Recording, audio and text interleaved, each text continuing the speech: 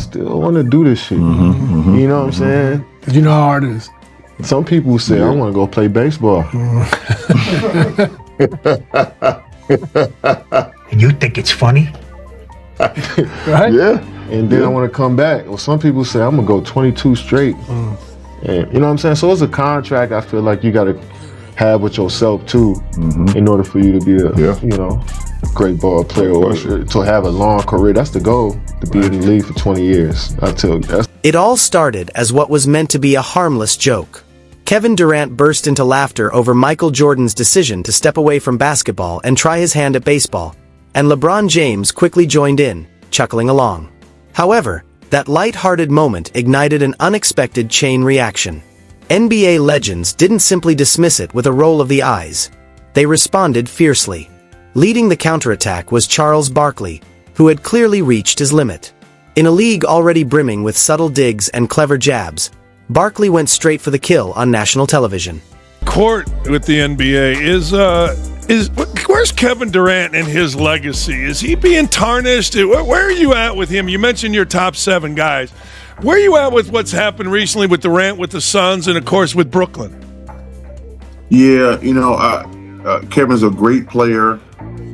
I think that his legacy is complicated. You know, I don't like any guys who join super teams. I'm biased against LeBron when comparing him to Michael, joining Dwayne and those guys. Because, you know, when we had this debate, and LeBron's amazing and spectacular, but I was like, Michael didn't join anybody. He just kept getting his ass held kicked nothing and back. got bigger and got stronger and finally no knocked hesitation. the ball down. For the first time in years, someone finally pushed back against the relentless LeBron KD media machine. What he said on air sent shockwaves rippling through the sports world. I don't hold that the against wildest him, part, but Barkley wasn't alone. What followed revealed a deeper shift, a clear warning to today's stars who've been casually rewriting basketball history without consequence. To understand why this moment detonated, we have to look beneath the surface.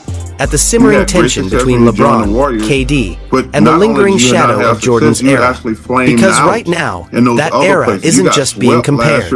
It's under attack. Oh, shit, I was in the league. I thought you were about to say some shit about the 90s. Only one of us was in the league. Down with the 90s. That team, that 90s bled into the early 2000s. It all started on their podcast, Mind the Game. Kevin Durant tossed out a slick jab about players switching to baseball, clearly mocking Michael Jordan's decision to leave the NBA after his father's death. It wasn't just out of line, it was deeply disrespectful. And LeBron James was right there, laughing like it was comedy gold, showing no empathy, no context, just ego-driven banter that treated history like it didn't matter. But that moment wasn't random. It was strategic. This fits into a larger trend where today's stars try to make past legends seem outdated or overrated. LeBron has been quietly leading that campaign for years. Remember when he said, "We done with the 90s?" That line seemed casual at first, but it was loaded. It was LeBron's way of dismissing the era that defined greatness, twisting the narrative so the GOAT conversation tilts in his favor. Instead of elevating himself, he's been dragging history down, one subtle dig at a time. Rather than giving Jordan his flowers for pure dominance, they downplay his competition. Instead of respecting how brutal that era's grind was, they call it primitive. The truth, however, doesn't bend. The stats don't lie. Jordan never begged for help or bolted for a super team. He stayed, fought, and won. That's why what happened next hit so hard. Because finally, someone had the guts to push back. Enter Charles Barkley. The man has never been shy, but this time he came for blood and didn't miss. In a recent interview, Barkley didn't just call out LeBron and KD for their slick talk. He went after what they represent. He accused them of disrespecting the grind, skipping the hard part, and chasing shortcuts to greatness. You want to be in the GOAT talk? Barkley snapped. You're not. You joined super teams. Jordan didn't. That line landed like a punch. Barkley wasn't trying to tear them down. He was reminding them, respect in this league isn't given, it's earned. And if you're going to mock Jordan, you better come correct. Barkley didn't stop there. He turned his sights on Durant's entire career. Outside of Golden State, what has KD really done? He got swept in Brooklyn. He missed the play-in with the Suns. Every time he's tried to be the lone alpha, it's crumbled. He's one of the most talented scorers ever, but leading like Jordan? That's a different story. So here's the million-dollar question. Why are today's stars so insecure? What's the real threat eating at them? Why do two of the most decorated players of their generation feel the need to take shots at Michael Jordan? The truth runs deep. LeBron has been haunted by Jordan's shadow from day one. Every year, those 6 untouched rings glare back louder.